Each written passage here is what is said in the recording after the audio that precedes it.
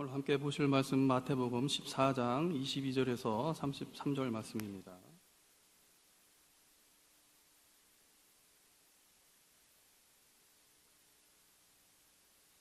마태복음 14장입니다. 22절에서 33절 말씀, 신약 페이지 24페이지 있습니다. 제가 먼저 읽고 교독하겠습니다. 예수께서 즉시 제자들을 재촉하사 자기가 무리를 보내는 동안에 배를 타고 앞서 건너편으로 가게 하시고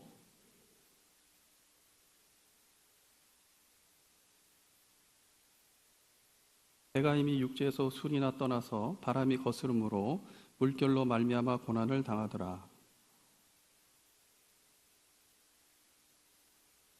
제자들이 그가 바다 위로 걸어오심을 보고 놀라 유령이라 하며 무서워하여 소리 지르거늘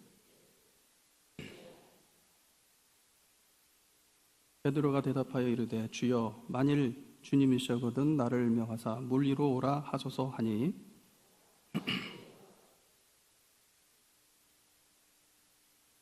바람을 보고 무서워 빠져가는지라 소리질러 이르되 주여 나를 구원하소서 하니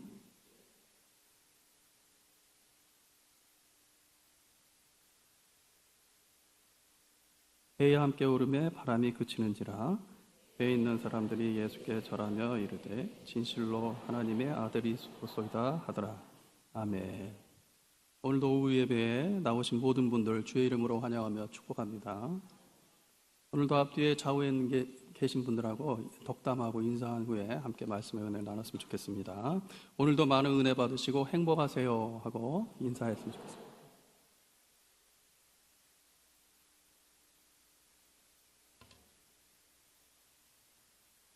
바라는 것은 오늘도 하나님의 말씀으로 큰 은혜가 있기를 소원합니다. 요즘은 청년들이 살기가 너무 어려워들 합니다. 그래서 취직이 안 되니까 군대로 가야겠다 하고 다들 군대를 지원한다고 합니다. 요즘은 대학 졸업해도 옛날에는 대학을 졸업하면 그래도 얼추 취직을 했는데 취직하기가 거의 하늘의 별 따기라고 합니다. 그래서 시포자라는 그런 용어가 유행하기도 합니다. 취직을 포기한 자. 참 안타까운 일입니다. 그런데 요즘 그렇게 군대를 지원해도 군대 가기가 또 그렇게 어렵답니다. 군대도 막 재수를 해서 간다고 합니다. 왜냐하면 그 군대 수용 인원이 있는데 지원 인원이 더 많으니까 좀 기다렸다 와라. 참 어려운 시대에 사는 것 같습니다. 제가 군대 갈 때만 해도 그런 일이 없었습니다. 제가 군대 갈 때는 군대를 지원하면 조금 있으면 영장이 나오고 바로 입대하고 그랬던 걸로 기억이 됩니다. 저는 군대를 갈 때 그런 생각을 했습니다. 대학교 다닐 때 대학을 졸업하고 장교로 멋있게 갔다 오자라고 생각했습니다. 그래서 ROTC를 지원했다가 1차를 합격하고 기다리고 있었는데 2차에서 떨어지고 끌려갔습니다. 그때는 제가 다닐 때는 그 5공화국 시절이라고 잘 아시죠? 시국이 한참 데모할 때였습니다. 그래서 못 모르고 데모에 다 참여할 때입니다. 그래서 저도 데모했던 것이 걸려갖고 2차 검열에 걸려서 군대를 ROTC 지원해서 떨어지고 끌려갔었습니다. 군대를 그렇게 가고 싶을 때 간 게 아니라 끌려가다시피 해서 가다 보니까 참 처음에 적응하는데 많은 어려움이 있었습니다. 더군다나 제가 근무한 데는 최전방부대였습니다. 그 훈련을 마치고 최전방으로 배치를 해서 딱 갔는데요. 깜짝 놀랐어요. 앞에는 철책이 쫙 있고 철책 앞에 있는 사람들은 새까만 군인들이 대여섯 명이서 저를 환영하고 나오는데 웬 죄수들인가 그렇게 보였습니다. 적응하기가 그렇게 어려웠습니다. 그런데 한 6개월 정도 지나니까 휴가를 가라고 하더라고요. 그래서 첫 휴가를 나와서 이제 사회에서 바람을 쐬니까 정말 살 것 같았습니다.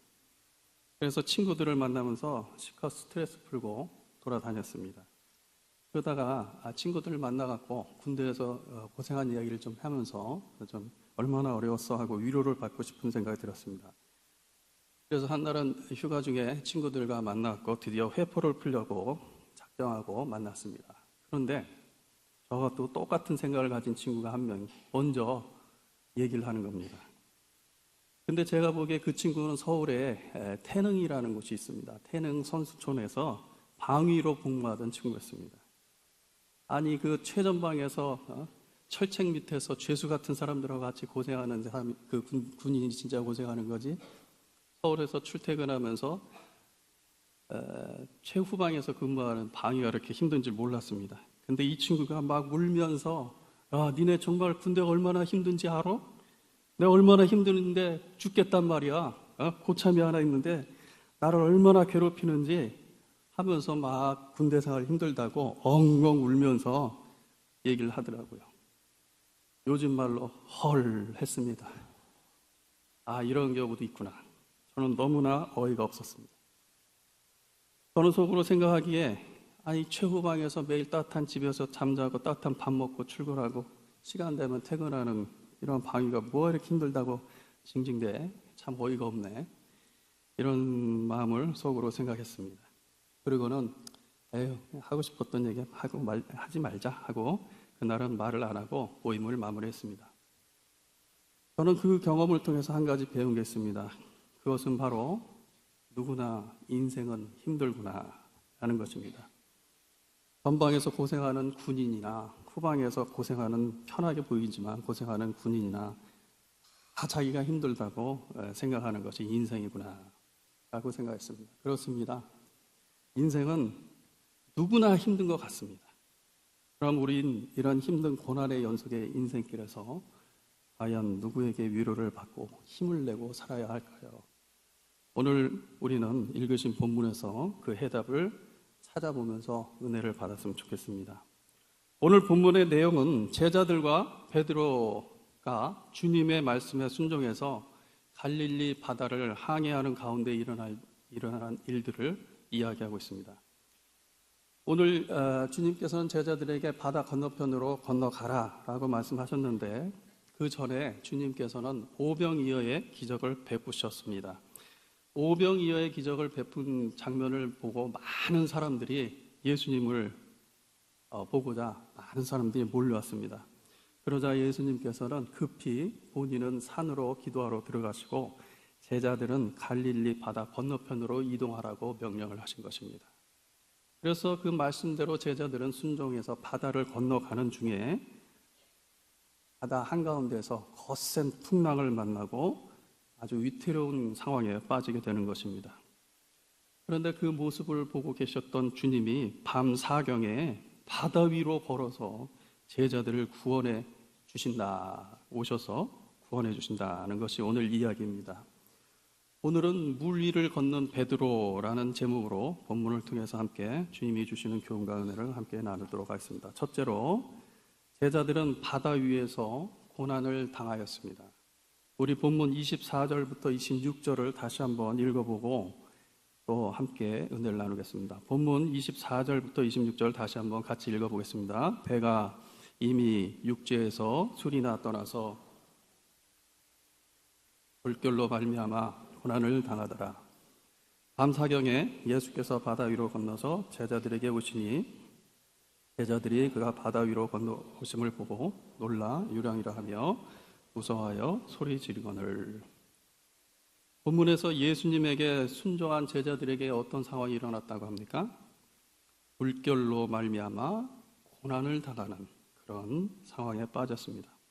오늘 본문에 보면 제자들은 예수님의 말씀에 순종해서 갈릴리 바다를 건너고 있었습니다. 그런데 갑자기 바다 한가운데서 거센 폭풍우를 만나서 생명의 위협을 받게 되었습니다. 그 상황에서 우왕좌왕하면서 겁에 질린 제자들에게 한참 만에 우리 주님께서 바다 위를 걸어서 나타나신 것입니다. 주님께서는 오병이어의 기적을 베푸시고 사람들이 많이 모이는 것을 보시고 사람들을 많이 모아서 그 인기를 누리지 않으시고 급히 자기 자신은 산으로 피신하듯이 가셨습니다. 그리고 제자들도 건너편으로 건너가라고 보내셨습니다. 오늘 우리는 이 장면을 통해서 주님의 위대한 모습을 발견하시기 바랍니다. 우리 보통 사람 같으면 자신을 따르는 사람들이 많으면 어떻습니까? 그거 참 좋아합니다. 그리고 그것을 즐겨합니다. 그리고 그것을 통해서 많은 이익을 취하기도 합니다. 그러나 우리 주님은 역시 위대하신 주님이십니다. 그렇게 하지 않으셨습니다. 오히려 급히 그 자리를 참으로 급히 떠나셨습니다. 그리고 제자들도 얼른 자리를 옮기라고 하셨습니다. 역시 주님은 우리들처럼 자기 자신의 이익을 위해 사는 분이 아니셨기 때문입니다. 참 감사하죠? 우리는 본문을 보면서 그런데 한 가지 이상한 면을 볼 수가 있습니다. 그것은 바로 주님의 말씀에 순종한 제자들의 모습입니다. 제자들은 묵묵히 주님의 말씀에 순종했습니다. 그래서 바다를 항해를 하고 있던 중이었습니다. 그때 그들은 풍랑을 만나고 고난을 당하게 됩니다. 우리는 보통 이렇게 많이들 생각합니다. 하나님의 말씀을 순종하면 복을 받는다고 생각합니다. 그러나 오늘 본문의 제자들은 순종했는데 복을 받기는커녕 고난을 당했습니다. 여러분, 그렇다면 하나님의 말씀을 순종하면 복을 받는다는 생각이 잘못된 것입니까? 아닙니다. 그렇지 않습니다. 하나님의 말씀을 순종하면 복을 받습니다. 그러나 우리가 알아야 될 것은 꼭 우리가 아는 방법으로 복을 받는 것이 아니라는 겁니다. 고난이라는 과정을 통하여 복을 받기도 하는 겁니다. 그러면 우리는 이 본문을 통해서 어떤 배움을 우리는 얻어야 할까요? 그것은 바로 우리가 신앙생활할 때 주님의 말씀을 순종하는 이유가 우리가 복을 받기 위해서 순종하는 것이 되어서는 안 된다는 것을 배워야 하는 것입니다. 주님의 말씀에 순종한 결과가 그 결과가 복이든 고난이든 그것이 중요한 것이 되어서는 안 됩니다. 오직 주권자이신 우리 주님의 말씀에 순종한다는 것 그 자체가 중요한 것임을 믿으시기 바랍니다. 그것을 알고 믿을 때 고난을 통하여서도 복을 받을 수가 있는 것입니다. 주권자이신 우리 주님은 모든 일에 계획을 가지고 계십니다. 그리고 우리에게 당신의 말씀을 주십니다. 그리고 성도들의 순종을 통해서 하나님의 일을 하시는 분입니다. 하나님의 말씀에 순종할 때 우리는 고난이 오든 복이 오든 주님의 선하신 계획을 믿고 순종하시기 바랍니다. 사실 주님은 제자들을 바다 건너편으로 보내시면서 제자들이 항해를 하면 고난당할 것을 미리 다 하셨습니다. 그것은 오늘 본문에 나타난 정황을 보면 잘 알 수 있습니다. 주님께서는 제자들이 풍랑으로 고난을 당하자 마치 기다렸다는 듯이 주저없이 바다 위로 걸어서 풍랑으로 위경에 빠진 제자들을 구원하러 오신 것입니다. 오늘 우리는 이 본문을 통해서 꼭 알아야 할 교훈이 한 가지 있습니다. 그것은 바로 우리가 인생의 고난이 있을 때 우리는 혼자가 아니라는 것입니다. 주님이 우리를 보고 계시는 것을 믿으시기 바랍니다. 우리의 힘과 능력이 부족해서 위급할 때에 지금 물 위로 걸어서 제자들을 도우러 오신 주님께서는 우리를 도우러 오실 줄 믿으시기 바랍니다. 그리고 그 제자들을 구원하신 것처럼 우리를 구원하실 줄 믿으시기 바랍니다. 이것을 잘 믿으실 때에 이 믿음을 가지고 인생의 고난을 지날 때에 힘을 내고 승리할 수가 있는 것입니다. 여러분 지금 신앙생활 하다가 지금 현재 혹시 시련을 겪고 고난 중에 있지 않나요? 그 고난이 너무 힘들어서 아무도 없는 곳에서 울고 계시지 않나요? 그러면서 내가 차라리 죽으면 이 고난에서 벗어날 것 같다라는 유혹을 받고 있지 않나요? 지금 우리 주님이 고난 중에 신음하는 당신을 보고 계십니다. 그리고 힘을 내라고 응원을 하고 기도하고 계십니다.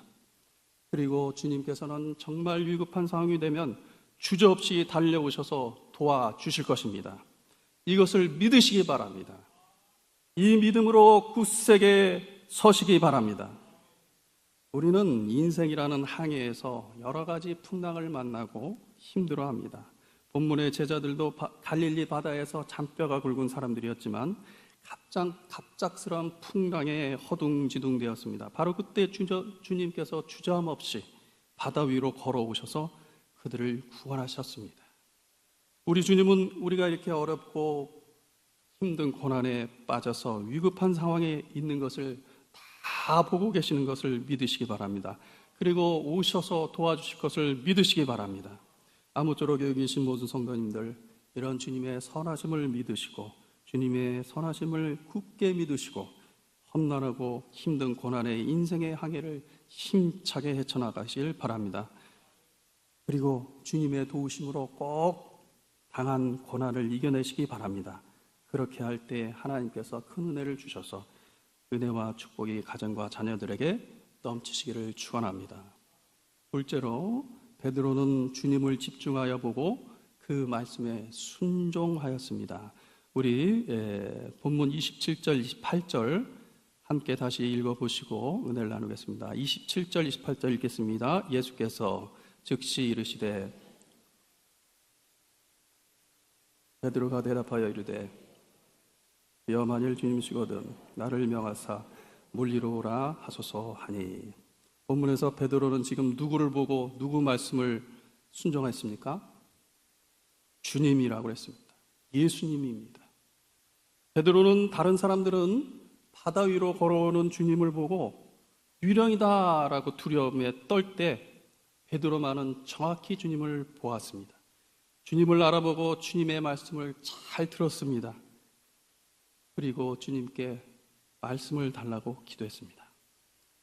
주님께서는 사랑하는 제자들이 풍랑 가운데 위급한 상황에 빠진 걸 보시고 친히 바다 위로 걸어오셨습니다. 이 장면은 엄청난 하나님의 크신 사랑인 것입니다. 친히 주님께서 직접 몸소 거친 바다 위를 달려오신 겁니다. 우리 이 장면을 생각해 보면 얼마나 감동스러운지 한번 상상해 봤으면 좋겠습니다. 우리가 옛날 왕권 시대의 임금님을 생각해 보십시오. 임금님이 백성이 고난에 빠졌다고 해서 친히 몸소 그곳에 맨발로 와서 도와줍니까? 아랫사람들을 하인들을 시켜서 도와줍니다. 그런데 만왕의 왕이신 주님은 직접 맨발로 바다 위를 걸어오신 것입니다. 할렐루야! 우리 주님 앞에 찬양과 감사를 드립시다. 그렇게 주님은 오셨는데 제자들은 그 주님을 제대로 보지 못하고 주님을 유령으로 보았습니다. 한밤중에 유령이 나타났으니 얼마나 무서웠겠습니까? 아마 그 사람들은 그 장면을 보면서 죽기 전에 저승사자가 나타난 것이다 라고 생각하며 두려움에 벌벌 떨었을 겁니다. 오늘날 우리는 신앙생활을 하면서 주님을 제대로 보고 있는지 우리가 한번 자기 자신을 돌아보았으면 좋겠습니다. 우리가 주님을 보았을 때 제대로 보고 있으면 두렵지 않을 것입니다. 그러나 주님을 보고 유령이라고 생각한 사람들은 두려워 떨고 있는 것처럼 주님을 제대로 보지 못하면 우리도 두려움 가운데 빠질 것입니다. 이런 풍랑 가운데 나타나신 주님을 다른 제자들은 유령으로 보고 두려움에 빠졌지만 한 사람이 제대로 봤습니다. 그 사람이 바로 베드로입니다. 베드로는 주님이 걸어오심을 제대로 보았고 그래서 두려워하지 않고 주님 앞에 태연히 기도를 합니다. 주님, 만일 주님이시면 나를 오라 하십시오 라고 말입니다. 신앙생활할 때 우리는 제대로 주님을 보아야 할 줄 믿습니다. 자기 생각 갖고 주님을 쳐다보면 자기 생각대로 보이는 겁니다. 주님이 유령처럼 보이는 겁니다.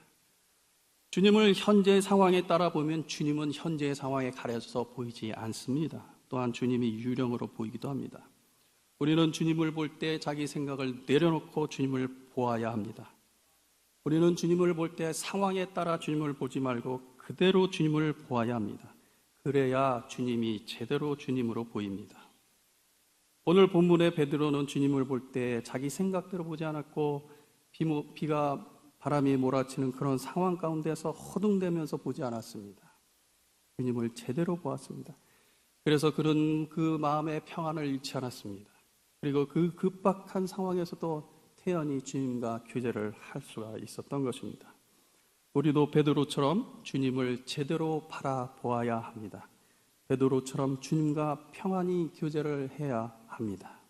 오늘 이 대목에서 우리는 중요한 교훈을 하나 발견할 수가 있습니다. 그것은 바로 주님께서는 우리가 아무리 어렵고 힘든 상황이라도 상황을 보고 또는 문제를 보고 절망에 빠지지 말고 우리를 인도하시고 우리를 구원해 주시는 주님을 제대로 보고 고난을 헤쳐나가기를 원하신다는 겁니다. 인생은 누구나 힘들고 어려운 것이 인생입니다. 나보다 좀 잘 사는 사람은 안 힘들 것 같지요? 힘듭니다. 나보다 좀 잘생긴 사람은 안 힘들 것 같지요? 그러나 힘듭니다. 나보다 좀 날씬한 사람은 좀 덜 힘들 것 같지요? 아닙니다. 힘듭니다. 모든 사람들이 다 힘들어하는 것이 인생입니다. 후방에서 편하게 근무하는 방위도 힘들다고 하는데 그게 인생입니다.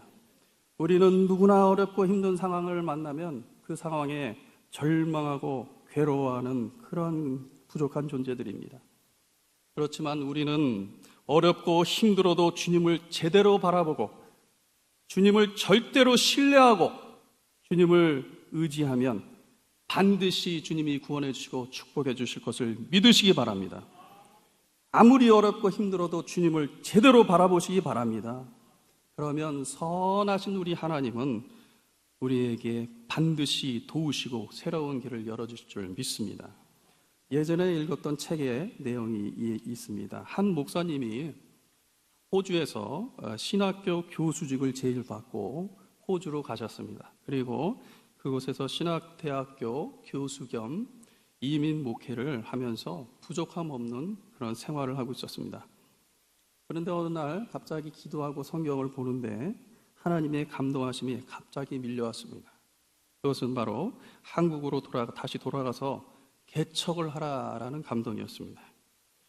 이 목사님은 움찔움찔했습니다. 여기서 이렇게 자리 잡고 부족함 없는 생활을 하는데 한국으로 돌아가면 다시 처음부터 해야 되는데 하고 걱정을 했지만 하나님을 믿기로 결심했습니다. 하나님께 순종하면 하나님께서 더 큰 은혜를 주실 것으로 믿고 호주 생활을 정리하고 한국으로 돌아왔습니다. 그리고 아무 돕는 사람도 없이 지하에서부터 개척을 시작했습니다. 역시 맨 땅의 헤딩이라고 한 3년 동안은 너무너무 힘들었습니다. 가정의 아이들도 힘들었습니다. 그래서 목사님은 목회를 포기해야 되는 거 아니냐 이런 생각까지 들었습니다. 그러나 그런 어렵고 힘든 참담한 상황은 그래서 목사님은 그 상황을 보기보다는 하나님만 바라보기로 결심했습니다. 그래서 매일매일 기도하고 매일매일 성경 읽으면서 주님께 더욱 가까이 갔습니다. 그러자 신기한 일이 생겼습니다. IMF 시기에 남들은 다 망해서 교회가 경매 나가고 다 교회도 문을 닫는 그 시기에 하나님께서는 그 목사님에게 경매로 난 교회를 살 수 있도록 인도하셨습니다. 그리고 교회 건물이 생기자 지하에서는 아무리 좋은 설교하고 아무리 훌륭한 얘기해도 사람들이 왔다가 가고 남는 사람이 없었는데 교회 건물이 하나 생기자 교인들도 조금씩 부흥돼서 지금은 큰 대형 교회가 됐다고 합니다. 우리 그리스도인은 주님께 어떠한 힘든 상황에서도 의지해야 됩니다.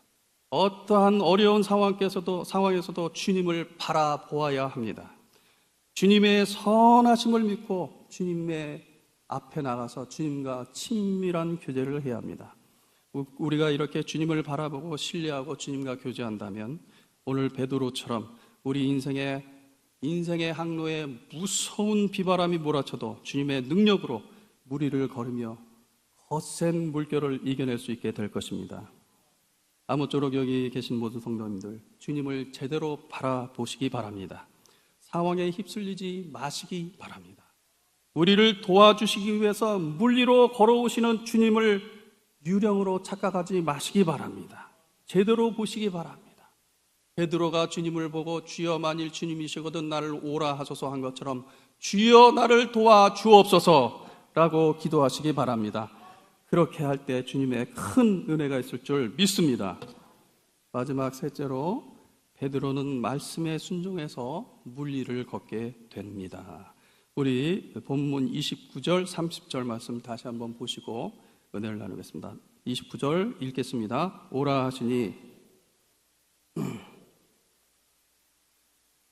바람을 보고 무서워 빠져가는지라 소리질러 이르되 주여 나를 구원하소서 하니 주님의 말씀에 순종한 베드로는 어떠한 경험을 했습니까?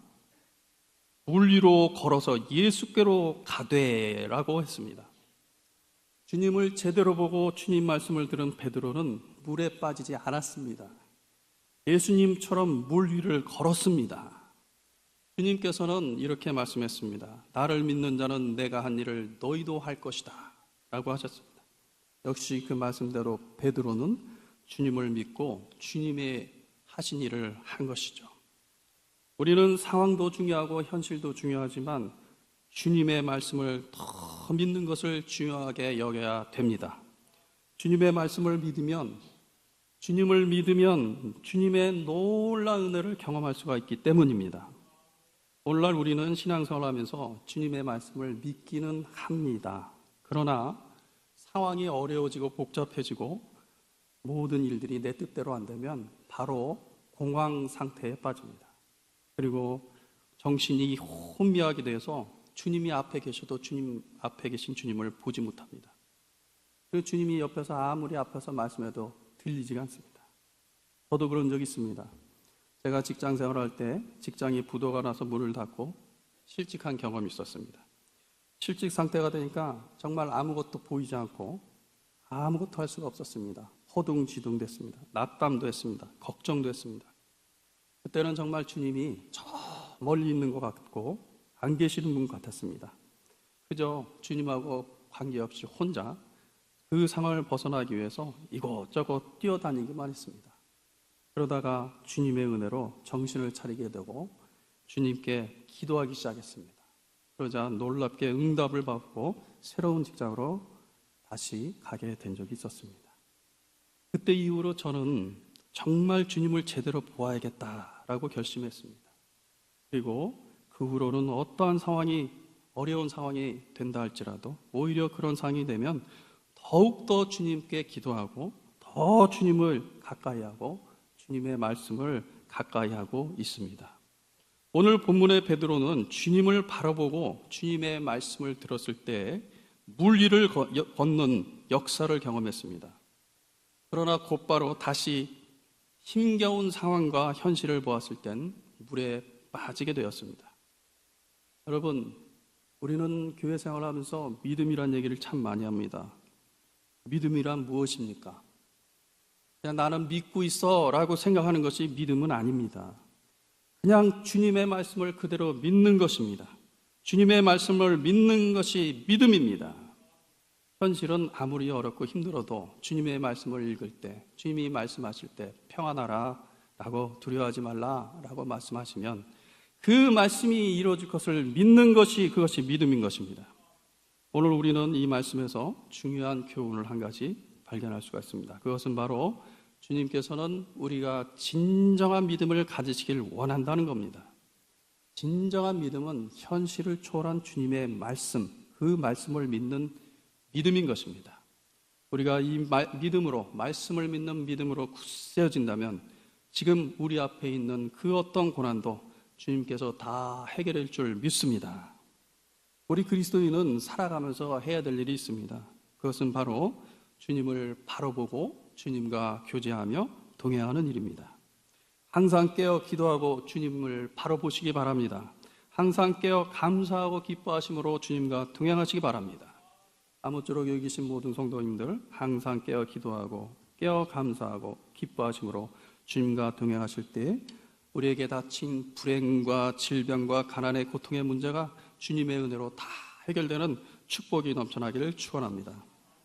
이제 말씀 마무리합니다. 우리는 오늘 주님께서 주신 말씀을 잘 들었습니다. 그 말씀대로 살아 하나님의 영광을 위해 살기를 소원합니다. 오늘 본문은 제자들은 주님의 말씀에 순종해서 갈릴리 바다 건너편으로 향해 하던 중에 거센 폭풍을 만나서 고난을 당하였다고 했습니다.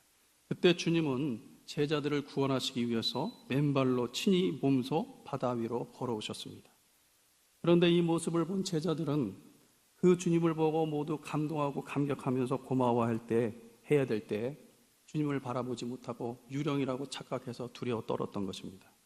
그러나 그 제자들 중 한 사람 베드로는 그 베드로만 주님을 제대로 보았다는 겁니다.